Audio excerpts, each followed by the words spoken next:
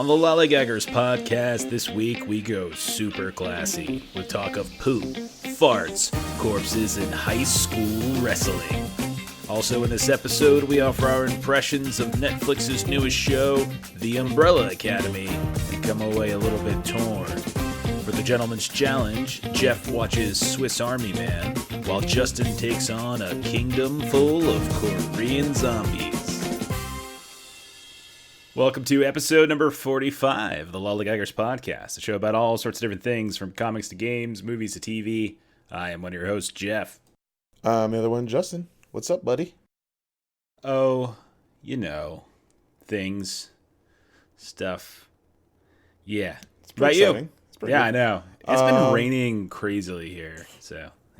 Well, I've had to deal with this our last couple weeks of wrestling, so things are winding down, but it's still really busy all the time because, like, you have districts, regional, states. We just had districts last week. We had 4 kids move on to regionals, which is good, but it could have been better. It's a little disappointing, but it's just been a long, crazy time. And I'm poor because my dog made me poor. But other than that, things are pretty solid, Pretty solid. That's cool. That's cool. I started a new Kingdom Death campaign, so pretty excited. We've played 2 nights now. I painted some stuff. I've been working really hard this weekend on the Butcher. We got taken to Hack City, and that killed everybody. It was pretty awesome. One of these days, I will do a full-on write up, and I'll talk about Kingdom Death because I've mentioned it a few times here and there.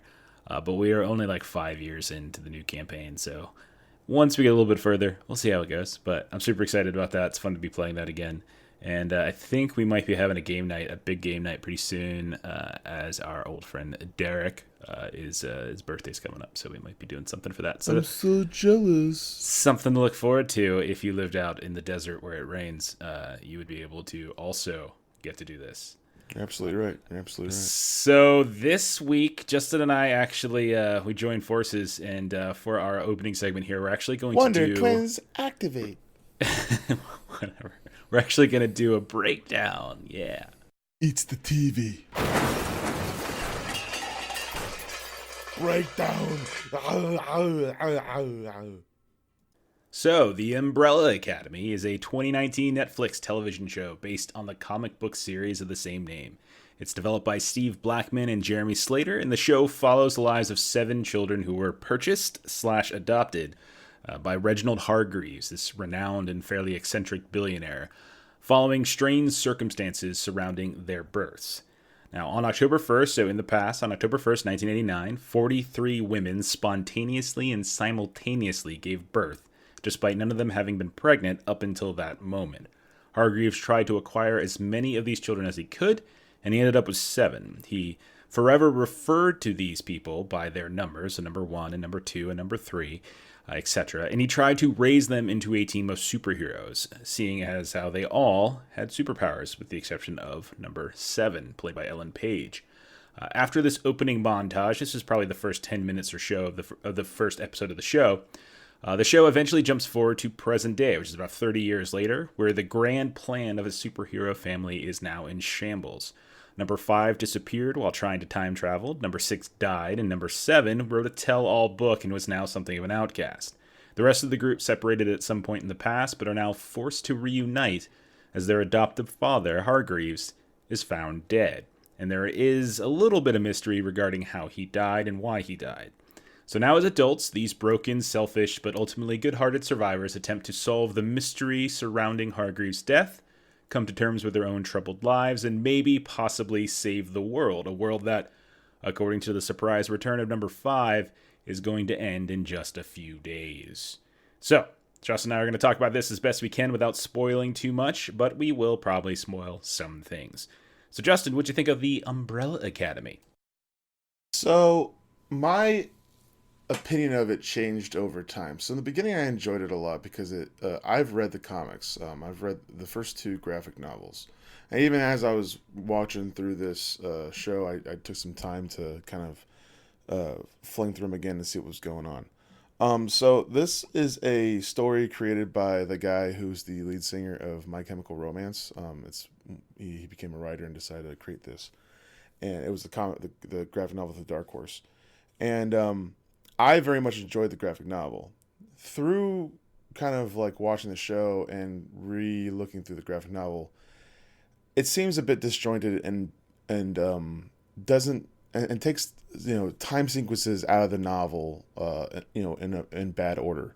Like you don't get introduced to Hazel and Cha Cha until the second graphic novel, but they're an intricate part to the story from moment one of Hazel and this. Cha Cha. Is it Cha Cha? Yeah. Hazel and Yeah, Cha Cha Cha Cha. are these two figures that are in the show relatively early, and they like to wear these little animal cartoon anime type masks, and they are hunting down, we think, number five, and we don't really know why, and so they become these kind of G-men type characters, and eventually we find out more about why they're there and what they're doing. So, but they are there fairly early on.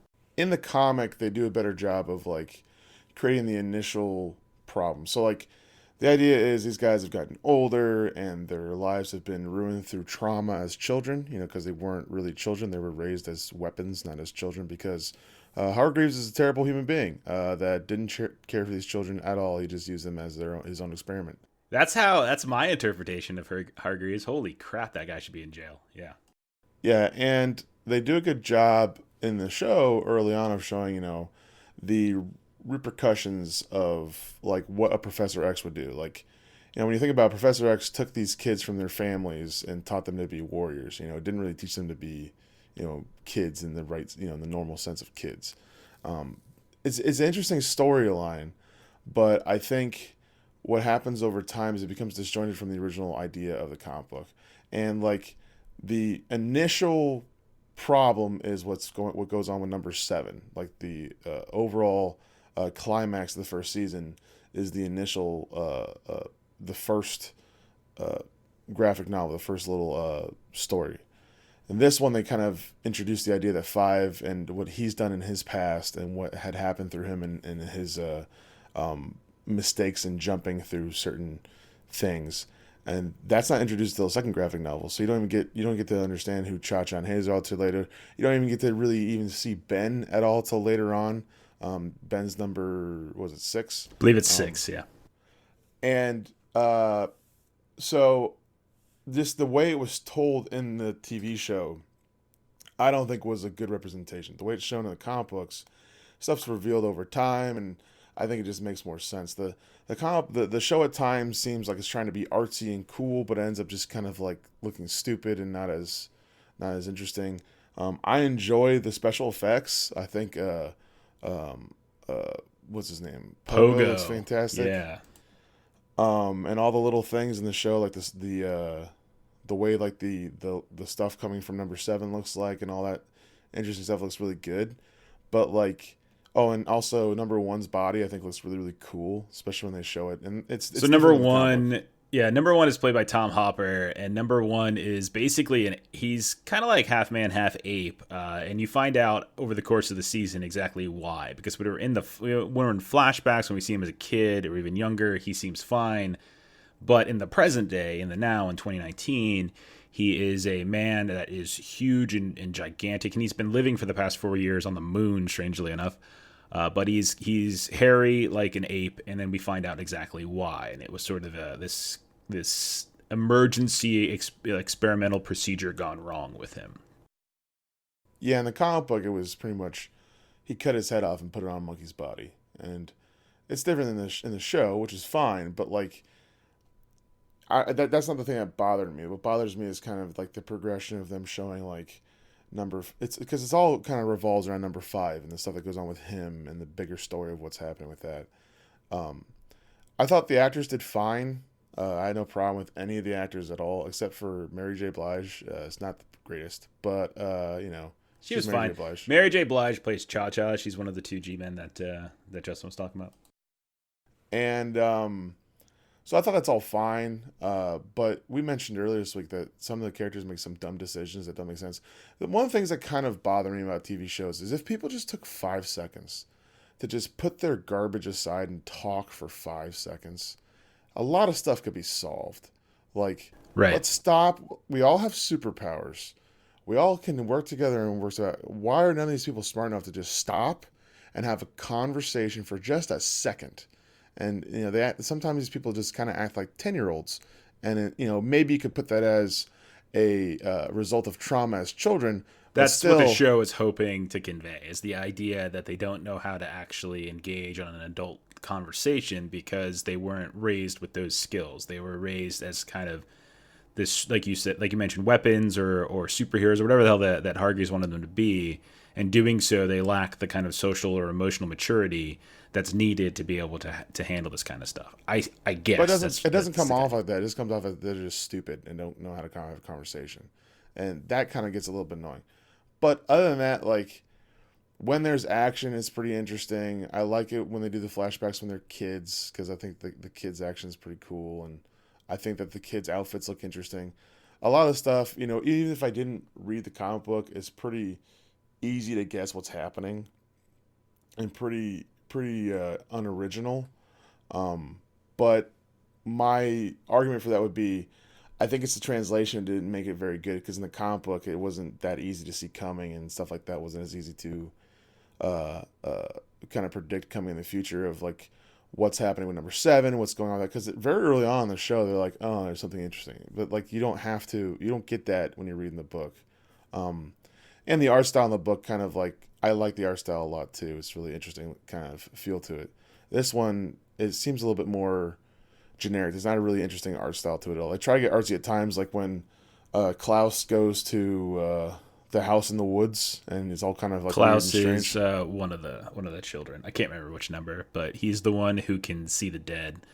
Is basically Yeah, his power. He can communicate and possibly more with the dead. He hasn't fully explored his power yet, and he's honestly a scene stealer sometimes. I think. I enjoy him probably the most Yeah, it's Robert Sheehan who's the actor for that.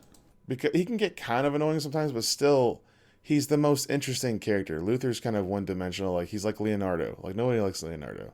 Like everyone likes Mikey, and Klaus is kind of like Mikey. You know what I mean? I was a Raphael fan. If we're talking Teenage Mutant So Ninja you're more of Turtles. a number 7 fan? No, number 7, number 6. No, what are you talking about? I what? Well, I mean, we don't really get number 6 at all because he's dead. But I Oh, would what was say it? 3? Which one's the guy with the knives? the guy with the knives. Oh, him. Yeah, I don't remember his character name. Well, he's Diego, but I don't remember his number. Yeah. So, okay, a couple things that I think we need to get on the table. So, I think that the show looks good, right? So, like the visuals of the show, I think look very good. I think at times it is stylish. I definitely think that is a problem, however, because I often feel like there's more focus put towards the style and the visuals than there is towards the substance of it. So, Justin mentioned Pogo. Pogo is a monkey that is a monkey butler, like literally a monkey butler for Hargreaves, and has served Hargreaves his entire life. But not just like a regular monkey, but a monkey with the capability of actually talking and communicating, and he wears a suit. It's all quite wonderful, and it looks amazing. And then the mother, they call her Mom, but she is basically a robot that was developed because as the various powers were being developed by these children over time, they would sometimes endanger whoever was the caregiver, and so he made a robot mother to keep them out of trouble. And since a robot is sturdier than a regular person, if their powers were to get all messed up, and that person, and the mother was to get attacked or something like that, the android slash robot can survive it, whereas a regular person cannot. Now, all that stuff is really cool. Don't get me wrong. And then there's also, like Justin said, there were some really good moments where certain powers are manifested. And then when you start seeing a lot of the time travel stuff, because there's a time travel component to this, it makes sense. Number 5, very early on, we know disappeared in time, and then during the first episode comes back, right? And we know that number 5 also is sort of like, he's older, he's in his 50s, but he's in his child body. So like there's a lot of cool things going on there. But at the same time, so much of this show is sort of built around the idea of it being character driven, like character driven drama, which is actually really good. I think that's a good thing. I think shows, generally speaking, I think stories work best when they're character driven, because those are the types of people that we can engage with, we can root for, we want good things to happen to them, we can like them, we can root against them. But the problem is that so many of these characters are annoying. Most notably, number 5. So number 5 is a little child. He's like 11, 12. He's going through puberty, but he's actually a 50-something-year-old man. And so throughout the course of the entire season, he stays in his childhood form, and I imagine that's probably how he does in the comic. But he's incredibly annoying. And like Justin was saying, if any one of these people could just spend like 5 minutes and just let me tell you what's going on, then everything would be fine. So much of the drama, so much of the conflict is driven by the fact that these people don't want to communicate, which I guess is fine, but at the same time, they're in their 30s. You know what I mean? This isn't like teenagers that are dealing with teenage drama. These are 30-year-olds, some of whom have kids, some of whom have lives, some of whom who've moved on and are actually having jobs and stuff like that, who are still incapable of actually communicating with one another. And it gets to a point where I got annoyed, especially with number one. So number one, Luther, the big ape guy, he became, I almost stopped watching the show in the 8th or 9th episode, somewhere around there, because he just became so insufferable. And there were a series of decisions that he just sort of made without consulting the rest of the people, and everybody else on the team was like, no, we can't do this. So he was literally outvoted like 6-1, but he still did it anyway, and no one stopped him, despite everyone being capable of doing so, and everyone knowing what he was doing was wrong. And it just got to the point where I'm just like, what the hell's going on? Like, this just seems like this decision needs to be made. This particular story point needs to happen, or else the drama moving forward in the 9th and 10th episode can't happen. So let's just have it happen. Let's not justify why this character is making this decision, even though Luther, to that point, was actually going through a very good arc. Like, he was this guy who was crushed. He was up there on the moon. He was the last of the 7 kids who stuck with Hargreaves. All the other 6 abandoned Hargreaves over the course of the past 30 years. Luther hung around because Luther wanted to be the good soldier. He wanted to be this. He wanted to serve. He's number one, right? And so he goes through this whole movement where he feels broken, he feels lost, and all these types of things, and he's trying to become a good leader, and like, he doesn't even learn a lesson. It makes sense. It makes no sense. It makes it seem the show makes it seem like he's learned his lesson about how to be a good leader, right? Being a good leader involves actually listening to what other people want to say. It involves compromise, it involves communication, and that's the lesson he's supposed to have learned. And then we get to the point where he's actually supposed to apply those lessons, and he completely doesn't do that. And so in the entire arc that this character was undergoing throughout the course of the season is completely demolished, right? Is absolutely and utterly demolished. Number 5 is just, I don't think he really has an arc. He's just doing all sorts of things here and there, left and right. He's jumping around in time, jumping around in space, but he's just irritating. He's so irritating. And there are certain things that I just doesn't make sense. Like, he's in his 50s and he's a kid and he's 12 years old and he's still wearing like little boy shorts, like he's in some sort of private school and he's wearing socks up to his knees. He just looks like an idiot. Like, why? Like, why is this still actually behaving? And again, I just feel like these are decisions that are being made because they want the style to look like something and they want the plot to act a certain way, but they don't necessarily justify some of those things with how the characters are behaving. Now, Ellen Page's character, number 7, like Justin said, is a key component of this whole first season, and apparently even more so in the first volume of the graphic novel. And that makes sense because she is the only one without powers. And so throughout the course of this season, it's all about her being kind of an outcast even within her own family. And we see all sorts of flashbacks to when they were kids, and she was held out of doing all sorts of these wonderful things, like going and saving people at a bank that were being held hostage. She's not allowed to go in with the rest of them because she doesn't have any powers. She's just a regular person. She's ordinary, right? So apparently at some point in the past 20 years or whatever, she wrote a tell-all book about the goings-on inside the Umbrella Academy, where she revealed that everything wasn't wonderful, and it was, and in doing so, it kind of ostracized her from the rest of her family. Really cool. And so now she's this like kind of broken and like emotionally disconnected person who just can't get close to anyone. Her character, I think, makes a lot of sense. She gets a boyfriend throughout, which, I mean, you can tell anyone watching this show. It's like immediately. You can tell immediately that dude ain't real. Like, I turn to my wife, I'm like, I want this to be real. I want this relationship to be real, but it's clearly not going to be, right? It's clearly not. And so naturally, there's an ulterior motive, etc. And like, some of the stuff that she goes through, like, of all the characters I can sort of justify, I think she is the one that is best, because I think she's been the one that's been screwed with and outcast the most, and that I feel like it makes sense why she would have such trouble kind of forgiving people or such trouble like functioning in the world when she is not allowed to have friends growing up. And that not only does her father figure keep her away from everybody else, but her own siblings supposedly, don't as well. Then there's a whole love story between 1 and 3. So 1 is Luther, and 3, I'm trying to remember what her name was. Was that Allison? I think that was Allison. Yeah. So there's Luther and Allison, and then there's like a love story between them, which I guess is sweet, but it's also kind of creepy because they're raised as siblings. It's a little odd. Like, what is But what is, like what is still, with this they obsession? weren't really raised as children though, so you could make that argument back where it's like That's fair, and it's like they're in a kind of in an adoption. It's like it's not a big thing. It's a super small thing. It's not even really worth getting into too heavily. But like there's that goes on, and we have so Allison's power is that she can whisper a rumor to a person. She can say, I heard a rumor, and then that kind of mind controls the person to do whatever that rumor was, or that rumor somehow manifests into actuality. And she has somehow used that to become like a Kim Kardashian type person, or an actor, or something like that, some sort of socialite. And that's fine. And she's estranged from her child, etc. And we learn that the reason she's estranged from her child and she's going through a divorce is because she used her rumor in situations within her family where she shouldn't have. That's really good. Like, I like that idea, but none of that is anything we see. All of that is stuff that just like kind of told to us. We never really get to explore it.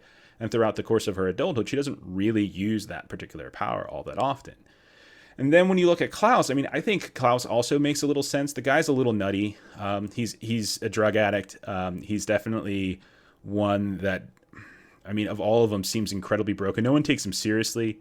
And that's kind of frustrating, but also you can sort of justify it because he doesn't take himself seriously. But at the same time, for his whole life, he's been seeing dead people. He's been seeing and talking to dead people his whole life. And he self-medicates to try to not have to see them. So like there's logic and justification there, right? Diego is okay, I guess. But like Diego's story was mostly around his attachment to the mother. But like, we didn't really get a whole lot of Diego as a kid, other than the fact that he had a stutter. Like, he had a stutter, and the mother helped him through the stutter. Other than that, like, why Diego's in the position is in now, I don't know. Why Diego and Luther can't get along, I don't know. None of it makes sense, and it's not clear. It's not explored in the present, and it's not explored in the past at all. And so they're just disagreeing for the sake of disagreeing, and that allows certain conflict to arise. And I'm just like, build the justification for why these characters would do this. Like, I just don't see that, to the point where like now you have characters behaving and acting certain ways that get other people killed, or that get the big bads to actually do certain things that don't really seem logical anymore. And so I feel like it loses the thread of the idea of this is a character-driven show. It's like it's supposed to be driven by character, and they have the idea of these flawed and broken characters, but it never quite pulls it off for me. Like, it gets close. Like, it has the right idea, but outside of like number 7 and a little bit with Klaus, like all the other characters to me really get frustrating. Like, they really get to the point where, oh man, like I can't root for you. You're just annoying. Like, and I really wanted like a building to fall on top of number 1 in episode 9. I was just so sick. I was like, I almost turned it off and just said, you know what? I don't care what happens. I'm done. And I've never, after you go 9 out of 10 episodes, you have to finish, right? But I was very close to just stopping, just because of how frustrating some of the behavior was, and not in a good way, like in a bad way, and in a logical way. And it was so irritating. So the other problem I had with it is that I felt like the overarching plot wasn't clear. Like there was like a lack of urgency that was really annoying. And part of that urgency was because like the characters didn't share stuff with each other. So number 5 knows right off the bat that the world's ending. And at no point does he actually tell his superhero siblings, and he does so because he doesn't think that they can do anything or accomplish anything, or like they're like, but it's like, okay, whatever, but like, why would you just, why? That seems like such an unjustifiable reason to not say anything to anybody where that could possibly help you. And then we don't really understand why the world's ending, or who the threat is, like, except it sort of seems obvious in a way. Like, it sort of comes like around episode 4 or 5, it becomes incredibly clear to the viewer, I think, how the world's going to end. I think so. Like, maybe I'm wrong with that, but it felt really obvious. But for a really long time, it was just like, the world's ending in a couple days. Like, anytime the show wants to kind of actually behave like the world's ending in a couple days, and the characters can start to behave like the world's ending in a couple days, that would be great. And it's like, the world's gonna end in like a day. Let's dance. Yeah, let's go for a dance. Let's go do that. And at a certain point, like, their house gets attacked, And like that doesn't get you to band together. Like, oh, we just got attacked almost everyone died. Okay, cool. Let's all split up and go our separate ways. Like, what the is that? Like characters are doing things that don't make sense, and there's a lack of urgency, and it's just for the longest time I was like, is this show going to get going? Like, what's the overarching conceit here? Like, what are we going for? What's the goal? So I don't know. Like, if we want to get to our overarching thoughts, like I would say that I want to like the show more than I do. And I felt that the show, by the end, left a very bad taste in my mouth with the way the last 2 episodes played out. And I really disliked the fact that we waited so long throughout the course of this particular season to get to this promised point that when we get there, it's such a letdown. And then they end on a cliffhanger. And so it's just like, seriously? Like, I don't know. I don't feel like the show rewards you for watching. Like, it really doesn't. I'll probably watch season 2 just because I try to support when these types of speculative fiction shows show up. So the fantasies and the sci-fis and the horror shows, because I want them to make more of those. But ultimately, like, if I'm comparing this to other types of shows, because I'm not going to compare it to the graphic novel, because I do feel like we should separate that. Like, I don't like comparing comic books to movies because they're 2 entire mediums. I would like to compare this to other types of shows that are of this kind of variety. I have been watching Deadly Class lately. I think Deadly Class is far superior to this show. Like, far superior. It's more. It not only does it do style better, but I also think it does character better. And I care a hell of a lot more about like these bratty little teenagers that are in Deadly Class than I do about the really kind of juvenile 30-somethings. Like, get the hell over yourselves and move on. Like, there's other things to concern yourselves with. The world might end, and you still can't get over each other's sibling drama. Like, it gets to the point where, like, if sibling drama is what's driving this show, sibling drama in no way, shape, or form should be comparable to this giant overarching apocalypse. Like, come on, man. Like, you can set that stuff aside and yell at each other after you fix the apocalypse, right? And then when you compare it to a couple other shows, like The Magicians, for instance.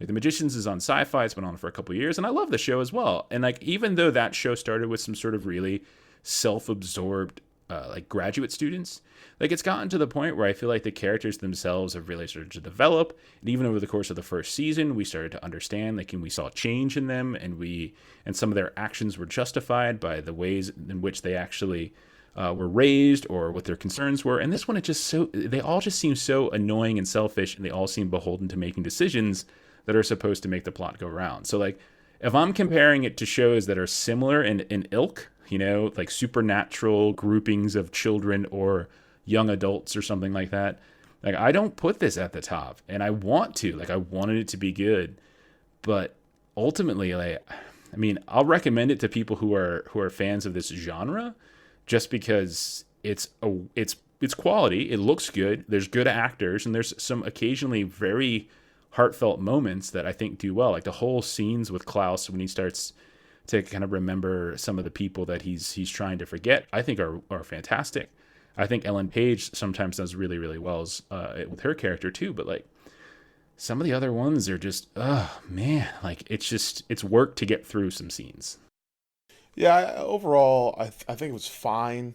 It's not great, but it's fine. There's a lot of bright spots and a lot of meh moments, but I'm gonna see it. Hopefully, if it pans out, if there's a next season, I'll probably tune in for it as well, because I support that type of comic book stuff. But like, I would prefer if anyone were to just read the comic books and stuff, because comic books are better. The story progresses better, and I love the art of it too. Plus, it's Dark Horse, which isn't like your normal stuff. It's Dark Horse is a DC branch off of like their darker comics. So that'd be my overlay. If you like comic book stuff, watch it. But I would prefer, my bigger suggestion would be read the comic book instead. And on that note, I feel like Justin and I are somewhat eye to eye on this. It's okay, but it could have been so much better, is kind of where we're at. And so with that, let's go ahead and do our Gentleman's Challenge for the week.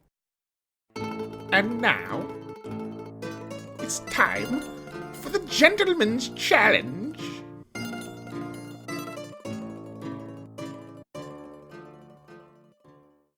So the Gentleman's Challenge is a segment we do on the Lollygaggers podcast where Justin and I like to give each other homework assignments because we're teachers and we love homework. And in order to ensure that we actually complete that homework, we come back on the next episode and we quiz each other about it. Now, these homework assignments are often watch a TV show, watch a movie, play a game. And sometimes those homework assignments are meant to drive the other crazy, and sometimes they're meant just to expose the other person to something that they might have missed that was really fun and good, and they should watch it. So we should also warn you that everything that we talk about within the Gentleman's Challenge is heavy spoiler territory. So we're not going to pull any punches. If we feel like spoiling something, we're going to go ahead and do it. So if there's something that we're talking about in this episode that you've been waiting to watch on your own, you might want to do that before you listen to this episode. And on that note, Justin, I think I want to go first. So Justin assigned me Swiss Army Man, which is a movie that you can find on Netflix right now. Swiss Army Man is a 2016 comedy. It's, if you want to call it that. It's written and directed by Daniel Kwan and Daniel Scheinert. It stars Paul Dano as Hank, who is a man that is shipwrecked on a relatively tiny island somewhere in the Pacific. And he is very desperate, and he's apparently been on there for quite some time because he's grown this nasty beard. He took a boat out, apparently, and there was a storm, and then he got stranded. And so he sends these little notes out. He's like, I don't want to die alone, da-da-da-da-da. So after no help arrives, he gets very desperate, and he decides to kill himself. And so he starts to hang himself, but during the process of hanging himself, well, that's when Daniel Radcliffe's character shows up. And by character, I mean as a corpse. So a magical corpse washes up onto the island where Hank is about to kill himself. And it's a dead body. It literally is a dead body, but it is that of Daniel Radcliffe. Now, the dead body is magical because not only can it learn to talk, as it does over the course of the movie, but it has all sorts of these wonderful magical abilities. And so the very first magical ability that's revealed is that the corpse, whose name we learn later is Manny, his farts can propel him through water. So Hank is able to ride him like a jet ski off the island. So he just hops on top and fart, and there they go. And eventually he falls off and washes up once again on the shore of some other wilderness-like area, but it's a different area. And he's hoping that it's not an island this time. And so then the two of them, because the corpse is there as well, Manny's there, they start to travel through the wilderness, and they use Manny's compass-like erection to guide them back to civilization. Because, yes, Manny can get an erection, and this erection is magical because it points them towards something in civilization. And now, over the course of this journey, which takes place, I don't know exactly how long, but a while, they become friends, and Manny becomes slowly more intelligent over time. He's very naive and childlike at the very beginning because he doesn't really understand anything, doesn't even understand what life is, needs the actual concept of life to be explained to him. He has no memory of who he was during his living time. And he also starts to recruit all these other magical abilities. So when Hank couldn't find water, Manny could, because I guess some water dripped into his mouth one night, now he could be used as a water fountain. At certain other points, he can be used as a weapon where they can project like spears and bullets and stuff like that out of his mouth. His hands and his arms also can be wound up and like do some slashing and stuff like that as well. So there are all sorts of wonderful things. Now, during the course of the movie, there's this image on the phone of Paul Dano's character, Hank, of a woman. It's Mary Elizabeth Winstead.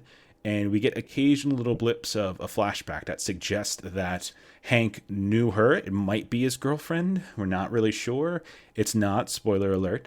It's just a woman he is sort of obsessed with and possibly stalking. And by possibly, I mean probably stalking.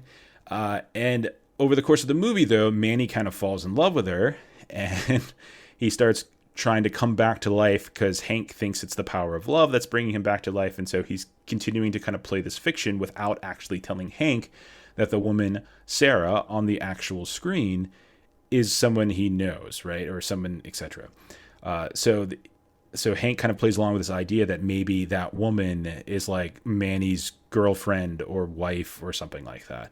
And then they start to go through all sorts of these different charades. They're very industrious. They make a lot of little scenes out of whatever they have around them in the wilderness. They make a bus, and so they go through this little bus sequence, this bus scene where Hank is trying to teach Manny how to hit on a woman. And this gets Hank dressed up as Sarah, so he starts dressing up like a woman, and they start behaving. They just get very confused at a certain point. They drink and they almost make out. It's really strange. Then, as they continue to progress, they have some bumps along the road, but eventually they make it back to civilization, having escaped from a bear. And at a certain point, Manny gets to evolve so much that he can now walk. So throughout most of the movie, Hank is actually carrying him. But now Hank, after being attacked by a bear, gets knocked out. And so now Manny walks the rest of the way, following his erection. And they wind up in the backyard of the woman, Sarah, who is on the phone. She has a kid and a husband, and it gets really freaking weird. The kid comes out and talks to the corpse, Manny, and talks to Dano. Manny tries to show like all of his special powers, including the compass-like erection, because he doesn't understand that showing your erection to a child is like, bad. So yeah, and it gets kind of awkward at the end to the point where it looks like Manny's dead, and the local news come to interview Hank because of this guy who survived really, really long out in the wilderness or something like that. There's like a case of mistaken identity where everyone thinks that the dead guy is actually Hank because they look at the phone and they think the dead guy was stalking Sarah. And so Hank doesn't reveal. Then Hank's father shows up and it gets totally strange. And Hank finally says, hell with it. I'm not gonna hide anymore. I'm not gonna lie. Like, I've learned so much about Manny. Manny's been teaching him all along that, and telling him, like, stop worrying so much about like what other people accept in society. Just be yourself, let your farts out. Okay. Don't say secrets and stuff like that. And so Manny reveals it, steals the body as they put it into a corpse bag, and runs back into the forest, thinking that this will actually bring Manny back to life. He eventually gets back down to the shore. Got there really fast, apparently.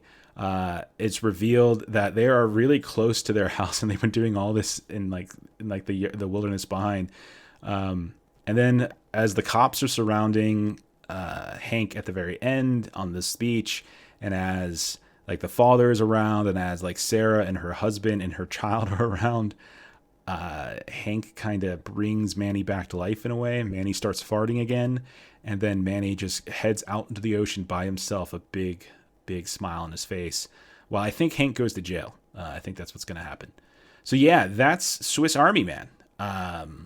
What did I think of it? So it's very funny at times, but I also feel like it outstays its welcome. And much like the Umbrella Academy, the end of this movie ruined everything that came before it. So for a considerable portion of the movie, I was disarmed by how great this was. Like, Daniel Radcliffe in this is so good. Like, he plays a corpse that's slowly learning to be intelligent, and his voice is weird. His physical movement is amazing. I didn't really do any research into how they made it look like he was a corpse and whether he was doing all the physical acting himself. But he was astoundingly excellent. And I usually don't like Paul Dano because I find him to be sort of a droopy, boring character, and he kind of plays the same guy over and over again. But even he was really nice. The two of them together, their bonding and their friendship and their weirdness as like Hank's trying to teach him about life was all sorts of amazing. And there was this wonderful way that they kind of used music where they just start humming, and then like that would transition into the soundtrack. They'd start humming like the Jurassic Park theme, and then suddenly we'd hear the Jurassic Park theme. Or they just make up a song about being crazy that his mom used to tell him, that Hank's mom used to sing to him when he was trying to go to sleep, and hoping to say he doesn't overthink things, and like that would suddenly turn into sort of the score. And it was just wonderful, almost like meta, like almost fourth wall breaking moments that made it this really wonderfully peculiar and refreshing, odd story. But the problem is that refreshing, odd, innocent, and in some ways disarming and lovely friendship was completely wrecked by the end. Like, the last 15 minutes to me, where we're back in civilization, and we're in the backyard of this woman that he's been stalking this whole time, and all sorts of weird. It just turns out he's a psychopath. And it's very much like that joke with Family Guy, where like when Stewie goes and he goes through, and like we're watching these episodes and he's killing his parents. He finally kills Lois, and he's going crazy, and then he's like killing the president, and it's going nuts. And then we realize after like a 2-part episode, like it was all just a simulation, and so everything we experienced up to that point was sort of taken away. That's kind of how I feel with this particular movie, is that I feel like when I got to the end, like a lot of the experiences that I had throughout the course of this movie were undercut, and like the knees were taken out of them by an end that really made it kind of creepy. And like the whole idea of the lesson of like, why do we hold our farts in? You know what I mean? Why is that an embarrassing thing? It's a great, wonderful, innocent observation, right? Because it's just, I mean, we don't do that with sneezes, and we don't really do that with burps, but yet we do that with farts, and it's just like, and that's not a healthy thing, and we all know that physiologically it's not a healthy thing, but socially we got to do that, right? There's all sorts of these social constructs and these contracts that we actually have to follow, and it's a wonderful little conversation throughout. And I think the friendship that's blossoming between the two of them is great. But then at the end, we're just like, oh, well, let me just go ahead and ruin all that. And that's exactly what happens, is it got so creepy. Like, I'm sorry, like, I'm not the type of person to laugh when the corpse wanders into the backyard and shows his erection at a little girl. Like, I don't find that funny, like, on any level. That's not funny to me, you know? So I felt like this movie, I mean, it's super experimental. It was at Sundance. It went through a lot of different runs, and it got really good reviews. But some people didn't quite didn't catch or understand like the bizarre premise that, and I liked it. I like the bizarre premise, but at the same time, maybe this might have been better as like a 30-minute short, a 30-minute short that was less about them returning to civilization and more just about them kind of exploring the fact that they don't need civilization, right? The idea that civilization is an unnecessary component to them finding happiness. So I liked it, but I was also really, really disappointed by the ending, and it kind of killed it. It really did. It really killed it for me. I don't know. What'd you think of it? I thought it was weird and just got weirder.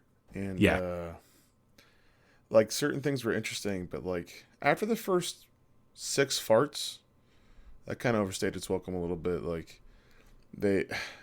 it was fun. Like the certain things they're doing is very indie. Like the music's very indie, like very a cappella type of feel to it. And yeah, very much. Yeah.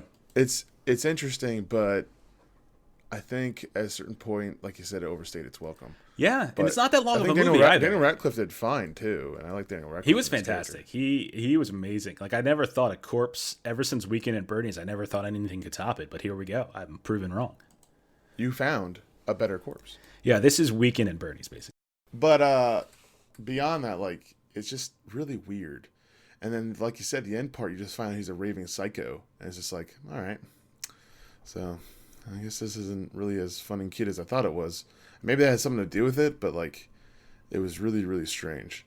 So, well, I mean, it's revealed at the very end. I mean, I think it's inferred or implied or whatever term is correct that they weren't traveling through the wilderness. Like, it's just revealed that he built these structures like literally right behind her house. Like, it's really, really close, and like that's not coincidence. Like, I think the idea there is that Hank has kind of been parked up here for a while. I mean, I don't know. That's kind of how I interpret it. But even if that's not the case, even if this is just a massive situation of coincidence, I still find it creepy, I still find it still got to the end where I got tricked into rooting for like a creepy stalker dude, like I don't know, man. Like, again, it's that one of those ideas where like I feel like you presented a movie and you presented a strange premise, and I bought in. Like, you didn't like it after the couple farts, and I get that. Like, fart humor is like, it's very juvenile, it's very sophomoric, and there's a certain point where it's like, all right, enough already. But I bought into the strange premise. I love this kind of stuff. I mean, we talk about this all the time. I like my indie stuff. I like the weird indie movies. I like my weird indie comics. Like, I like that kind of stuff. But I bought into it. And then I felt like I wasn't rewarded for buying into it. I felt like I was punished for buying into it. I'm just like, dude, I was on board with your film. Or dudes, because there's 2 people. I was on board with your film. And I get to the very end, and it's just like, really? Like, that's what it was this whole time? Like, seriously? Couldn't this? I don't know. Like, yeah, I felt really kind of betrayed by the ending, I guess, in a way, is sort of where I'm at. All right, are we ready for your quiz questions? I guess. I don't know. Go ahead. If you don't know Jurassic Park, Jeffrey, then what? If I don't know Jurassic Park, then I don't know what? Yeah, if you don't know Jurassic Park, then you don't know what? Is this like this is a quote It's from a the quote movie. from the movie. I like that a lot. You don't know. I mean, I assume it makes sense. It's just you don't know shit. Yeah, Is that right? That's what it was. He goes, if you don't know Jurassic Park, then you don't know. I literally just guessed. Well, that's a good guess. It sounded like that was going to be the second half of that sentence. Okay. All right, so there's that one. Name a few of his special powers, and then name the best power. Okay, so I talked about a couple during my run through, and that was the whole farting allows him to project. He does that. He can essentially hold water within him and then pour it out like he's a water fountain. His erection is a compass that seems to be directed towards Sarah, and so they're actually moving towards Sarah. At one point his hands kind of snap together like they're a vice, and then he also you can actually kind of wind up his arm to do like a karate chop, which he starts to use to kind of cut through things. They get to the point where they start pouring stuff down his throat, like spears and like javelins and like little bullets, and they like punch him, and that like fires it out like it's a gun. There was this weird stuff that was happening with the bear. I couldn't quite figure it out, where he was like flashing into Hank's mind. I wasn't quite sure, some sort of telepathic thing going on there, but I wasn't entirely sure. So what was the best of those? That's a really interesting question. His best power. I mean, if we want to say like his power, like he was immortal in the sense that he doesn't actually die, that's pretty cool. I really like being able to just like do a jet ski with my farts, but the farting stuff got annoying after a while. I like how they put a cork in his butt to stop it, because that doesn't actually really stop gas, but whatever. I would say the most useful is certainly the water one. That's definitely the most useful. But if I had to pick which is the coolest, I would pick the whole being able to shoot like javelins and stuff out of my mouth at ridiculously high speeds, like they're bullets and stuff. That would be my choice of my favorite, because the erection one was funny until it turned out to be creepy, and so I can't. That's like not the right answer. So that's my. I would agree with the last part. However, Jeffrey, anything powered by farts is clearly the best thing. I don't understand what you're thinking. You just said no. That's not fair. You set me up because you said you didn't like the fart stuff. But it's still farts. They're farts. So I'll give you half credit. I'll give you half credit. I feel like you were going to say I was wrong no matter what I said. Anyways, question number 3. I feel like that's what you do with multiple choice questions. You just wait for me to answer, and then you pick something else. They fell into the river, describe how they were able to escape from drowning. So what happened in the scene when they fell in the river? They kissed. So they both fell in. They started kissing because I think Hank got the idea in his head that if he kissed him, then he might be able to breathe. It didn't really look like that deep of a river from above. I was very confused. But anyway, then the butt plug falls out, and they get shot up out of the water like a great white breaking through the surface as it grasps a seal in its jaws, and it flops back down. That's how they got out. Fantastic description of what happened. So I will give you full credit, my friend.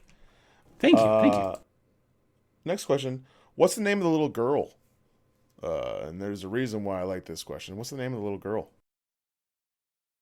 Like the actual character? No. Yeah, the character. What's the name of the little girl at the end of the movie that they're talking to the backyard? Say her name multiple times, and there's a reason why I really like the name of this girl. Oh, it's your wife's name. It's Chrissy. That's right. That's correct. That's Chrissy. Yeah. All right. So last question. What the fuck is this movie? It's about the beauty of friendship. It's about even creepy stalker psychopaths can find friendship, as long as that friendship is found with a person who likely is dead and possibly killed themselves and is now not, is kind of like this soulless husk of a human. So like anybody, even a dead person, anybody, even a creepy stalker dude can find friendship. There you go. I like that answer. It's a good answer. All right, so you got 4.5 out of 5, I believe. So that's pretty good. That's pretty good. That's a damn good quiz. All right, so my turn. I watched a movie called Kingdom, or a TV show called Kingdom. It's on Netflix. It came out just a couple days ago. It is a Netflix original series that is produced out of Korea. It stars Doona Bae, Greg Chun, Jun Ho Heo, and a whole bunch of other Korean people that I don't really know who they are. But essentially what the story is is you have a monarchy in Korea, and the son of the king suspects that his father has passed away. The monarchy does not want this to be known because the son is a bastard son of him and a concubine. So he is the crown prince, but the father has recently married a young woman and had a child, and the baby is to be born soon. And when that baby is born, then that baby will then become the rightful owner to the throne.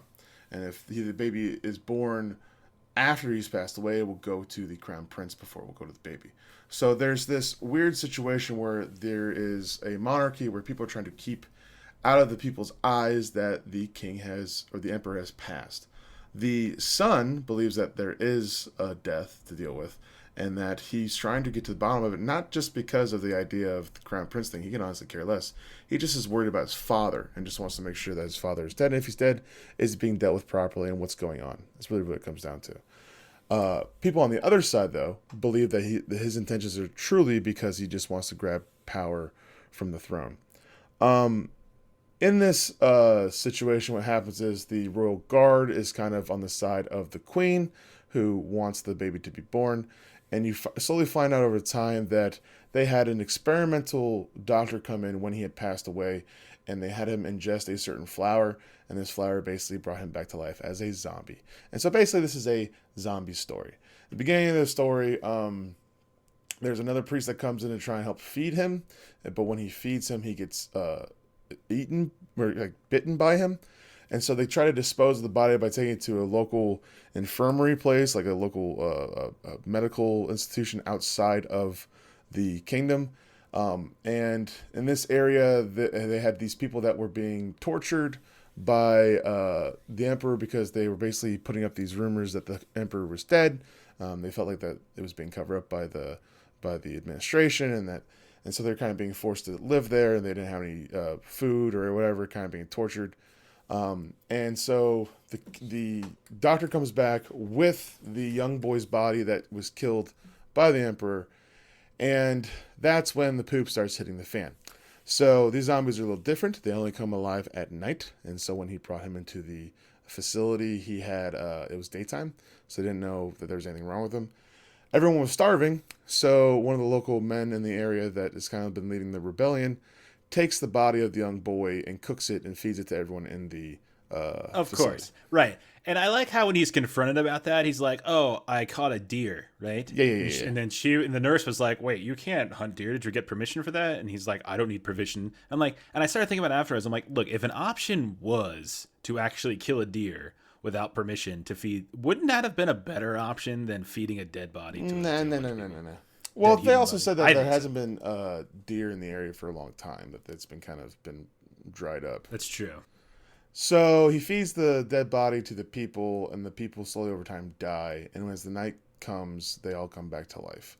And basically, they create this like little area of like 42 people that have basically been turned into zombies. And a young nurse and that one guy who cooked up the bodies somehow survive. When daylight comes, they bind all the bodies together and hide it under the building, and then kind of like make it so no one can come in. Meanwhile, the son is trying to find information about his father, what's going on, so he's trying to hunt down this doctor. He finds the doctor is back at that facility, goes to it with one of his, not like an advisor, just kind of like one of his royal guard. And when he ends up getting there, he finds all the dead bodies. He pulls them out, sends them back to another village to kind of get looked at and investigated. They untie the bodies, and they kind of lay them all out there, and then the guy who kind of like cooked all the people shows up and said, cooked the person for all the people, shows up and said, "We gotta get rid of these bodies. They're gonna come back to life at night." They're like, "You're crazy, you murdered all these people." And so they lock him up, and him and the nurse, and then basically they wake up in the middle of the night, and they destroy the whole town. One of the main royal guardsmen for the empress, or the queen, comes to meet him at the doctor's place. They get in a big old fight, and then he sees the zombies there for the first time. So it's pretty cut and dry. It's just like all these situations of the worst stuff that can happen. And it's just, so what do I think of it? I think it's interesting because first off, I like Korean zombies. I started off with Train to Busan. That's why I gave it to you. I figure I know Justin doesn't normally like zombies, but he really likes Korean zombies, and so I'm like, hey, Korean zombie TV show that I kind of want to watch. So this seems perfect. And it's a very similar type of zombie. They're kind of like, kind of like weird body movement. Yeah, like the weird kind of glitchy movement, almost like the nurses from Silent Hill. I was like, when they started rising from the dead at the town, I was like, what are all these breakdancers doing in the middle of the town square? It's interesting. Well, they're practicing for the next Olympics because breakdancing is one of the finalists to be a sport in the Olympics. Hell yeah! Anyways, it's interesting. The reason why I like it is because it really isn't about the zombies. Like, clearly that's like the backdrop. Obviously, there's zombies involved, but it's more of a political drama between two families. It's like Game of Thrones almost, trying to figure out who owns the right to the throne of the area. It's like Game of Thrones meet Walking Dead, but with a actual coherent plot that is probably going to have a beginning, middle, and end. It isn't just a factory of misery. And people who speak to each other and have good characters. Anyway, it was good. I thought the zombies were interesting. Let's try to see here. I'm trying to see if there's anything else I put in here. It's a good twist in the horror genre because, like, you think about, like, back in that time, there was like no way to communicate, no way to kind of like understand what was going on. And so like when something happens and there's like a little epidemic, it can kind of spread very easily. You can see it through ignorance and time, how it could very easily spread throughout the countryside and become worse and worse. So I thought it was really interesting. And my only complaint was I was hoping for more kung fu. That's about it. But yeah, there wasn't a whole lot. There was basically one sword fight scene. Yeah, in episode 2. I think there's 6 episodes or maybe 8 episodes, so there might be more fighting. There's plenty of people who there's so many swords, so we see tons of it. So like for me, it's like Chekhov's gun. I'm like, I see swords, there better be some sword fighting at some point. So, but yeah, it hasn't really been a very fighting heavy type of show, or even a horror heavy type of show. There's a little bit of everything. It's kind of got a good balance. But overall, I enjoyed it. It's only like 6 episodes, so I'll easily be able to finish it out. Wrestling's over soon, so my ability to watch things is going to greatly improve over the next couple weeks. So I'll be able to catch up on a lot of stuff that I've been missing. But interesting, and there is a dubbed version, which is I think it's still the same actors talking because that's what it seems like. It is not. A couple things. So there's 2 seasons. So there's 12 total episodes. We only have access to season 1 right now. So at some point, maybe season 2 will pop up there as well. So yeah. All right. So yeah, I enjoyed it. I'd suggest watching it. It's an interesting show, and the acting was really good. So yeah. All right. That's good. I'm glad you had a good positive review from it.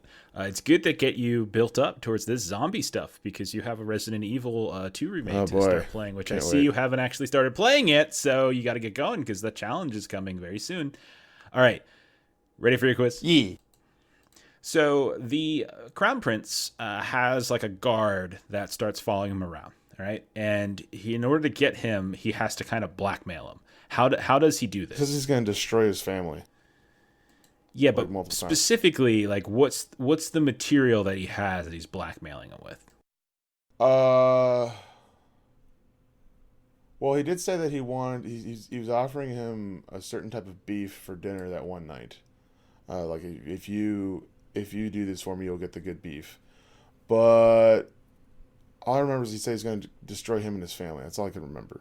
Yeah, so you're right about the whole I'm going to annihilate your family stuff. But that was episode 2. Episode 1, to get him to actually start helping him initially, he blackmails him because there's information he knows about. I think his name is Mu Yong is the name of the guard.